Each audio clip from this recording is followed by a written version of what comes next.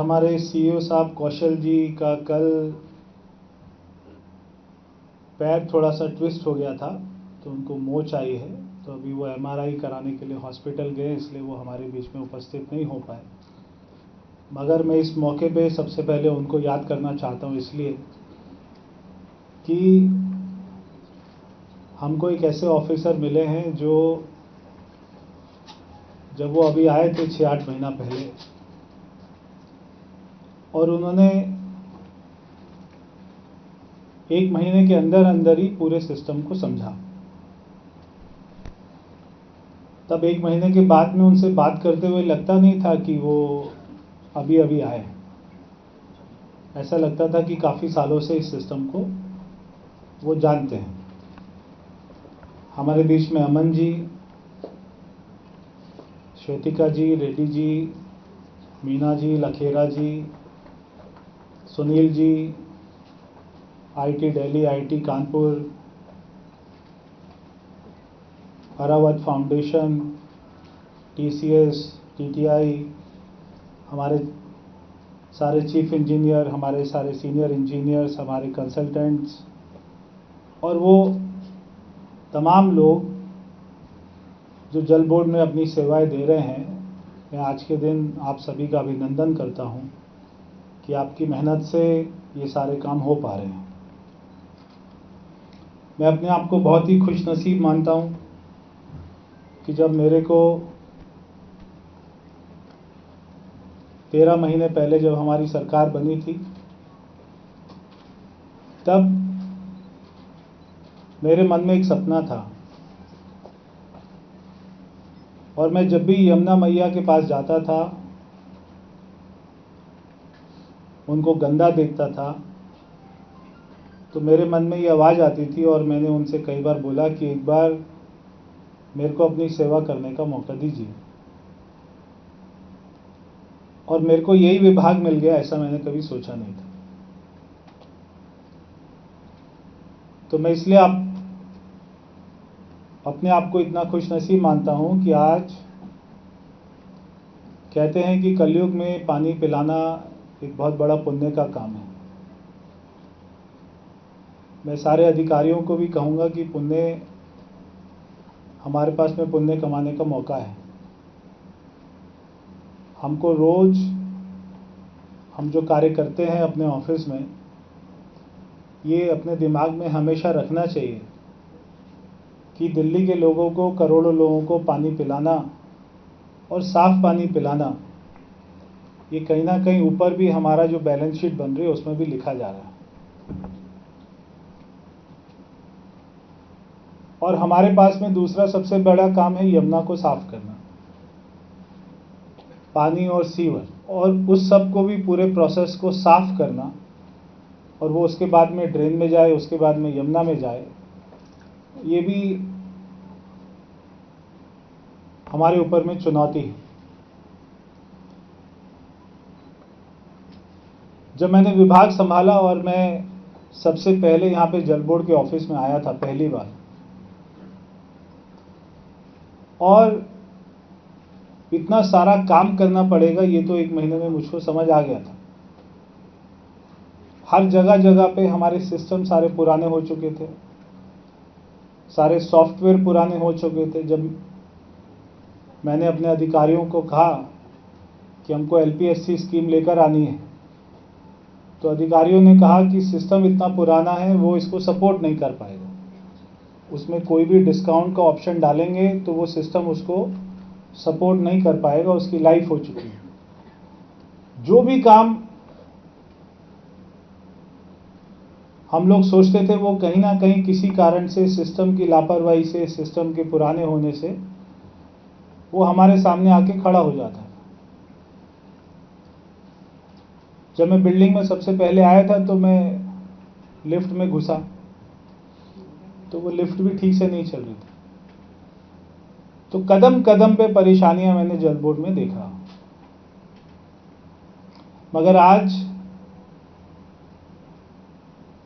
दिल्ली की जनता को हमने ये वायदा किया था कि आपको एक ट्रांसपेरेंट सिस्टम देंगे,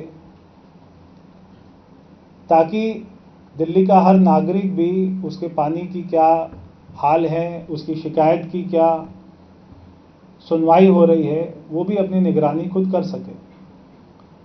मैं सारे अधिकारियों को बहुत बहुत बधाई देता हूँ कि उन्होंने इतना जल्दी यहाँ पर जो सिस्टम आप कर रहे हैं और इससे अगले फेज में सारे सिस्टम को एआई की तरफ में ले जाएंगे। मैं बहुत बहुत बधाई देता हूँ कि ये आसान बात नहीं थी। हमारे सामने बहुत चुनौतियाँ हैं, हर गर्मी में भी, हर बारिश में भी, 12 महीने हमारे सामने चुनौतियाँ हैं। दिल्ली की जनसंख्या बढ़ती जा रही है, मगर हमारे पानी के सोर्सेस वो हमारे लिमिटेड हैं। जहाँ से हमको पानी मिलता है, जिन कैनाल से पानी मिलता है, जो हमारे एग्रीमेंट है, वो भी लिमिटेड है। दिल्ली का ग्राउंड वाटर जहाँ जहाँ पे हमको ठीक लगता है वहाँ पे बोरिंग करके हम अपने रिजर्वायर्स के साथ में जोड़ देते हैं, मगर वो भी हमको बहुत फॉरेस्ट की लैंड में लगाना चाहते हैं तो फॉरेस्ट की परमिशन नहीं मिलती, ओजोन में लगाना चाहते हैं तो ओजोन की परमिशन नहीं मिलती। बहुत सारे ऐसे ऐसे क्षेत्र हैं दिल्ली में जहाँ पे परमिशन नहीं मिलती, फिर भी लोगों को पानी तो देना ही है। ये जो टैंकर की व्यवस्था है ये स्थायी नहीं है, ये वो तब तक चलेगी जब तक हम दिल्ली के हर घर तक, टेल एंड तक पानी नहीं पहुंचा देते। तो टैंकर माफिया का नाम सुनते रहते थे बहुत सारे। मैंने भी वरुणालय के सामने जब मैं अपोजिशन में था तो मैंने इसी गली में बहुत सारे प्रदर्शन में भी भाग लिया। तो वो टैंकर माफिया की भी लंबी चौड़ी कहानी है, मगर टैंकर जितने हमारे पास हम हर साल में गर्मियों में रखते हैं, 1000 के करीब में, अगर सारे टैंकर अपने अपने पॉइंट पर रोज जाएं, समय पर चले जाएं और हम उनको 10 पॉइंट दे रहे हैं तो वो 10 पॉइंट कवर कर लें और वहाँ पे पानी दे दें, तो शायद 1000 टैंकर की भी ज़रूरत नहीं पड़े।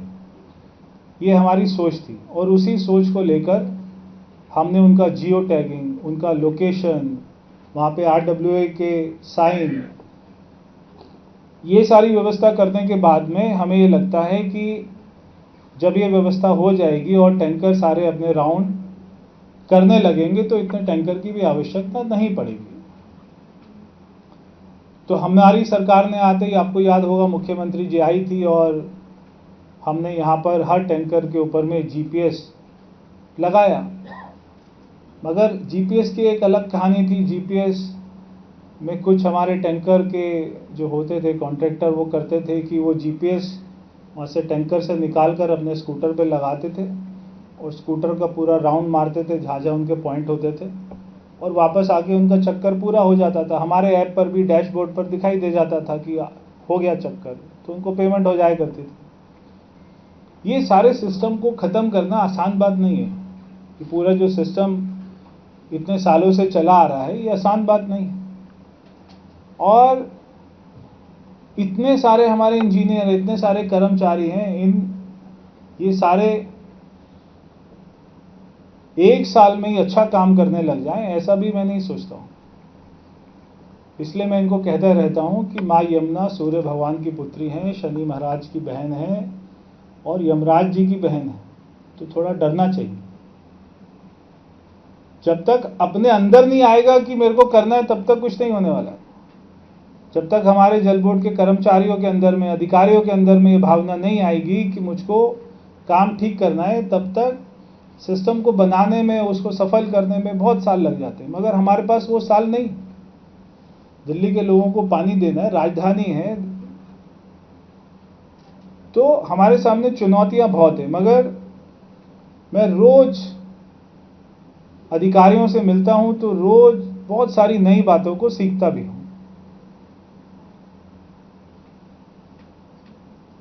कोई हमारी पानी की लाइनें, सीवर की लाइनें 100 साल पुरानी है, 80 साल पुरानी है, 70 साल पुरानी है, अब वो लीकेज होती है, वो सारी खराब हो गई। तो इसीलिए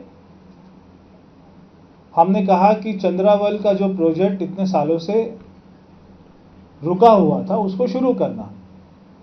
और हमारी सरकार आते ही 4-5 महीने के अंदर अंदर हमने सारे प्रोजेक्ट को स्वीकृति दी, पैसा, सारे काम को अवार्ड किया, उनको पैसा देना शुरू किया। आज वो 10 विधानसभा में काम चल रहा है।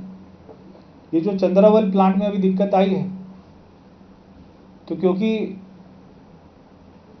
एक हमारी पाइपलाइन फट गई तो पूरा प्लांट उसमें डूब गया, तो उसमें जो मोटर थी वो सारी खराब हो गई। अब वो मोटर भी मैंने देखा कि कस्टमाइज है, ऐसा नहीं है कि एक वो ऐसी मोटर है कि हम उसका ऑर्डर दें और उठा के ले आए और वहाँ पे नई मोटर लगा दें, वो भी कस्टमाइज मोटर है। तो उनका भी अरेंज करना, उसको ठीक कराना, ये भी चुनौती थी। मगर जब ये चंद्रावल का हमारा WTP का अपग्रेडेशन हो जाएगा, पूरा प्लांट जो है हमारा नया बन जाएगा, सारी लाइनें नई डल जाएंगी और ये सारा काम अगले 2-2.5 साल में खत्म होगा, जिससे 10 विधानसभाओं को फायदा मिलेगा। ऐसे ही जैसे चंद्रावल कमांड सेंटर का काम हो रहा है, ऐसे ही उसके बाद में वजीराबाद कमांड सेंटर, उसके बाद में 6 और कमांड सेंटर है जहाँ पर सारी लाइनों को चेंज किया जाएगा, जहाँ पे सारे WTP को अपग्रेड किया जाएगा। और उसके बाद में दिल्ली में धीरे धीरे ये आप देखेंगे कि वाटर मैनेजमेंट सिस्टम भी अच्छा हो रहा है, NRWA भी कम हो रहा है और लोगों को पर्याप्त पानी उसी समय ही मिलना शुरू होगा। पहले होता था कि कोई भी सरकार में या पॉलिटिकल पार्टी में दमदार MLA होता था तो वो अपने यहाँ पर जो भी मेन लाइन होती थी उसमें से कनेक्शन लेकर अपने एरिया में ज़्यादा पानी को डाइवर्ट कर देता था। तो दिल्ली में कितना हर विधानसभा में पॉपुलेशन है और उसको कितना MGD पानी दे रहे हैं, इसमें भी कोई संतुलन नहीं। इसके ऊपर में भी हमारा डिपार्टमेंट काम कर रहा है, क्योंकि हमको जो पानी ना आने की शिकायत है ये पूरे दिल्ली के हर कोने से नहीं आती है। ये ऐसे दिल्ली में 40-50 ऐसे फिक्स पॉइंट है जहां से बार बार हमारे पास में रिपीटेडली हमको कंप्लेंट मिलती है, हर जगह से नहीं मिलती है। तो जहां से बार बार मिल रही है वहां पे पानी की सप्लाई कम है, जहां से नहीं मिल रही वहां पे पानी की सप्लाई ठीक है। तो उसका मैनेजमेंट ठीक करना।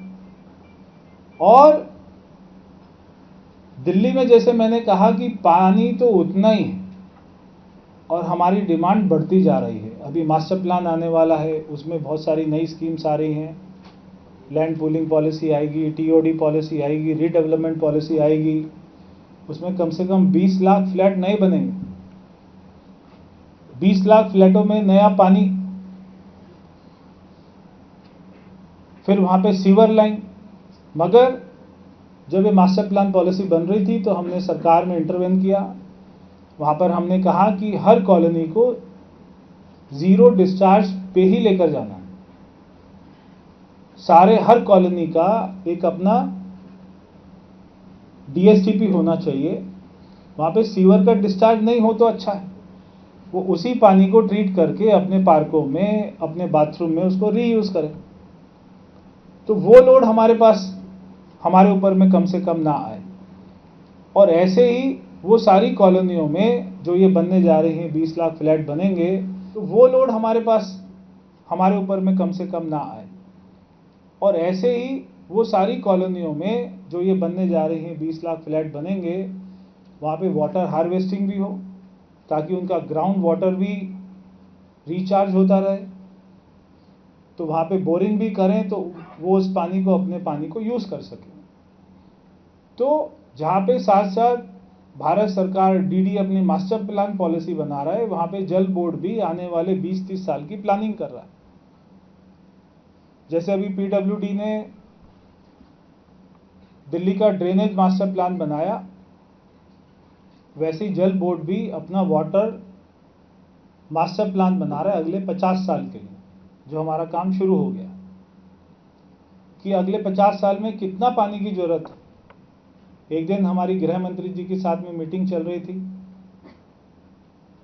यमुना सफाई की बात हो रही थी, तो वहाँ पर बताया गया कि अभी हमें जो 1000 MGD का पानी दिल्ली के लोगों को मिलता है उसमें से 800 MGD सीवर होता है और हमारा उसमें जो गैप है, सीवेज ट्रीटमेंट गैप, वो लगभग 200-250 MGD का है।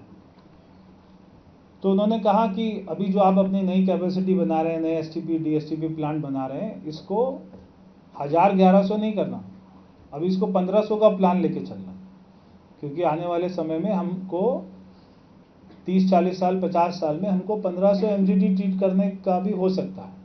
तो उसको 1500 तक अपने टारगेट को लेके चलिए। तो हमारे CEO कौशल जी ने उसको 1500 तक लेने का काम शुरू किया। अभी हमारे बहुत सारे टेंडर लाइव हैं, बहुत सारे टेंडर अगले महीने लग जाएंगे। तो अगले 1 से 1.5 महीने में दिल्ली के सारे STP DSTP का वर्क अवार्ड हो जाए, ऐसी हमारी कोशिश है। तो बहुत सारे काम हैं, बहुत सारी चुनौतियां हैं, मगर ये जो हमको डिजिटलाइजेशन की दिल्ली के लोगों को साथ में जोड़ने के लिए ये बहुत बड़ा स्टेप है और इससे हमारे कस्टमर्स को बहुत फ़ायदा मिलेगा। दिल्ली में अगर हम देखें पावर कनेक्शन कितने हैं तो वो 60 लाख के करीब हैं, और हमारे पानी के कनेक्शन कितने हैं तो वो 30 लाख के करीब हैं। तो लोगों ने 30 लाख लोगों ने जो है कनेक्शन नहीं है। अब ऐसा नहीं है कि वो लेना नहीं चाह रहे, क्योंकि जब हमने LPSC की स्कीम लेकर आए तो जब मैं ZRO ऑफिस में गया तो मैंने देखा वहाँ पे लोग लंबी लंबी लाइनें लगाकर जेब में 50,000, 20,000, 30,000 रुपये लेकर खड़े हुए हैं, 2-2 घंटा वेट कर रहे हैं, वो पैसा देना चाह रहे हैं। मेरे घर में भी कि हम इसका बिल देना चाहते हैं, तो लोग पानी का बिल नहीं देते, नहीं देना चाहते, ऐसा नहीं। हमारा सिस्टम में कमियां हैं। आज से 20 साल पहले हमको पासपोर्ट बनवाना पड़ता था, तो पासपोर्ट बनवाने में कैसा ऑफिस होता था, कैसे लाइनें होती थी। आज हम जब जाते हैं पासपोर्ट बनवाने के लिए, कैसा होता है सिस्टम। पहले हमको वीज़ा लगाने के लिए हर एम्बेसी के अंदर में जाना पड़ता था, आज आपको VFS में जाना पड़ता है, जो भी आपको कंट्री का वीज़ा लगाना है। तो इस सिस्टम को पूरा सोच को ही बदलना है। जो हमारे ZRO ऑफिस है वो ऐसा नहीं लगना चाहिए भूत बंगला से। वहाँ पे आदमी को डरते हुए ऐसा हर जगह जाले हैं, गंदगी है, बाथरूम गंदा है, 2 घंटे से लोग लाइन में खड़े हैं मगर अकाउंटेंट नहीं। तो इस पूरे सिस्टम को ठीक करना, और ये जल्दी ठीक करेंगे। अभी IFC का भी हम लोग नई स्कीम लेके आने वाले। IFC चार्जेस जो होते हैं, पहले अगर आप देखें आज से 10 साल पहले अगर मान लीजिए अशोक विहार में कोई अपना 500 गज का मकान बनाता था तो उसके पास में IFC चार्जेस का बिल आता था लगभग 2 से 3 लाख रुपए। आज अगर वो बनाता है तो उसका बिल आता है 22 से 25 लाख रुपए का डिमांड आती है। तो ये पिछले 10 साल में ही बढ़ा, 2019-2020 में बढ़ा था। अब लोग वो 20 लाख रुपए नहीं देना चाहते। आपने इतनी बड़ी पेनल्टी लगा दी तो लोग IFC का कनेक्शन तो लेना चाहते हैं और IFC चार्ज भी देना चाहते हैं, मगर आपने उस अमाउंट को इतना 10 टाइम्स कर दिया, 15 टाइम्स कर दिया, तो लोग उससे बचते हैं। तो लोग अपने पुराने कनेक्शन को जुड़वाना, और वहीं सारा ये भ्रष्टाचार सामने आ जाता है। हमारे जितने मीटर रीडर हैं आज वो नया कनेक्शन लगाते हैं, जो हमने उनको मीटर दे रखे हैं वो मीटर नहीं लग रहे, कई जगह शिकायत आई है। एक बार जरा हमारे सारे अधिकारी देखें इस बात को। बहुत सारे ZRO के ऑफिस में जो मीटर हमारे अप्रूव्ड हैं, जिनके ऊपर में मीटर के अंदर लिखा हुआ है कि वो DJP अप्रूव्ड मीटर है, उसके बाहर में एक स्टिकर लगा के DJP अप्रूव्ड का, और वैसे मीटर भी चल रहे हैं। तो एक एक चीज को हमको ठीक कर रहे हैं, और हमारे कस्टमर को कोई ZRO ऑफिस में जाना ही ना पड़े। वो अपना ऑनलाइन उनको प्रॉपर बिल मिले, प्रॉपर जस्टिफिकेशन के साथ मिले। कोई अगर अपना घर से चला जाता है हॉलीडे के लिए अपने पिताजी के पास और कहीं पे नौकरी करने लग जाता है, तो वो अपने घर का कनेक्शन नहीं कटवाता। अगर 1 साल तक नहीं कटवाता तो उसका चार्जेस को लगते रहते। तो इसके लिए भी क्या होना चाहिए उसको भी देख रहे हैं। और जैसे मैंने कहा IFC चार्ज, तो अभी IFC चार्ज हम उसको कैसे कम हो सके, कैसे लोगों को फायदा मिल सके, इसके ऊपर में काम कर रहे हैं। मगर इसके ऊपर में काम करने का जो टाइम लग रहा है, लोगों के घर तो आज भी बन रहे हैं, उनको IFC चार्ज आज भी चाहिए। तो बहुत अच्छा, मेरे पास में अधिकारी आए, उन्होंने कहा कि जब तक हम नई स्कीम को नहीं लेकर आते, नए चार्जेस को नहीं लेके आते, उनका नोटिफिकेशन नहीं होता, तब तक जब तक वो नहीं आता है, तब तक दिल्ली के लोगों से केवल 25% उनसे चार्ज लेकर और उनको एनओसी देते रहें, ताकि उनका काम चलता रहे। और हो सकता है कि हमारे जो नए चार्जेस हों उनमें 75% का ही डिस्काउंट हो सकता है। तो जो उन्होंने 25% जमा कराया है उसी पे वो जो उनका अकाउंट है सेटल हो जाएगा। हमने अगर 70% कम किया तो उनसे 5% ले लेंगे। अगर हमने 80% कम कर दिया तो जो 5% उन्होंने एक्स्ट्रा दिया है वो उसके बिल में एडजस्ट कर देंगे। मगर हजारों घर ऐसे हैं दिल्ली में आज जो बन रहे हैं, मगर वो अपने आईएफसी चार्जेस नहीं दे रहे हैं। कोई ना कोई सिस्टम को ही, हमारे सिस्टम से ही मिलकर और उसका कोई सॉल्यूशन निकाल लेते हैं, मगर ऐसा नहीं होना चाहिए। तो पूरा जो सिस्टम है वो कैसे मैनलेस हो, कैसे फेसलेस हो, धीरे धीरे इसके ऊपर में हम जाएंगे। और अभी हमारे जो नए लाइव टेंडर्स में से दिल्ली के लाखों घरों का सेप्टिक टैंक को साफ करना, तो उसके लिए सेप्टेज के लिए हम अपने नए टैंकर्स को रख रहे हैं। दिल्ली में बहुत सारे ऐसे भी जगह हैं जैसे मॉल्स हैं, 5 स्टार होटल्स हैं, सारे बैंकेट हॉल्स हैं, या बड़े बड़े हॉस्पिटल्स हैं, इंस्टीट्यूशंस हैं, उनको भी पानी मिले। और आज भी वो पानी के चार्ज देकर खरीद रहे हैं। अगर उनको एक्स्ट्रा पानी चाहिए तो ऐसे भी टैंकर रख रहे हैं कि वो ऑन डिमांड ये सारे टैंकर्स को बुला सकते हैं। ऐसे ही अभी बहुत सारे दिल्ली में वाटर एटीएम्स भी लगाने जा रहे हैं, जिसका हमने पिछले जल बोर्ड की मीटिंग में फंड अप्रूव किया था। बहुत सारे वाटर एटीएम लगा रहे हैं, हजारों की संख्या में लगाएंगे और इस साल से उसकी शुरुआत होने जा रही है, ताकि लोगों को हर गली में, हर रोड के ऊपर में, हर स्कूल की बिल्डिंग के ऊपर में साफ पानी, शुद्ध पानी, आरओ का पानी वहां पर उनको मिलना शुरू हो। दिल्ली में पानी की वेस्टेज भी बहुत होती है। लोग अपनी गाड़ी को पाइप लगाकर मीठे पानी से धो रहे हैं। हमें कभी पानी की बोतल मिलती है किसी के घर में, या पानी का गिलास मिलता है, हम उसमें आधा पानी छोड़कर आधे को छोड़ देते हैं, तो सारा पानी फ्लश ही हो जाता है। तो मैं ये सोचता हूं कि मैंने मंत्री बनने के बाद में खुद मेरे ऊपर जो पानी की बचत को बहुत ही कम किया। और अगर दिल्ली में 2.5 करोड़ लोग रहते हैं, अगर 2.5 करोड़ लोग दिन में केवल 1 लीटर पानी को कम कर दें, जो वो यूज करते हैं, चाहे वो नहाने में यूज करते हैं, बाथरूम में यूज करते हैं, हाथ धोने में करते हैं, मुंह धोने में करते हैं, केवल अपना अपना 1 लीटर पानी को अगर पूरी दिल्ली की जनता यूज करें, इसके लिए भी अभी हमारे सोशल मीडिया उसके ऊपर में भी पूरा 1 साल का, 2 साल का एक हम जो है कैंपेन चलाएंगे कि कैसे पानी को बचाना है। तो अगर, और बहुत आसान है, कितना हम लोग नहाते हैं, उसी में केवल आप 1 मग को ही कम कर दें तो 2.5 करोड़ लीटर पानी रोज हमारा बच जाता है। तो मैं जो हमेशा कहता हूं, आज भी वही मानता हूं कि दिल्ली के पास में पानी तो बहुत है।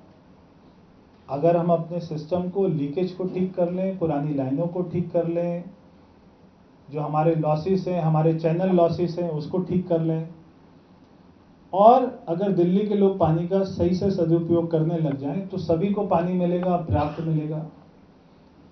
सभी को थोड़ा थोड़ा सा ठीक अपने आप को करने की जरूरत है।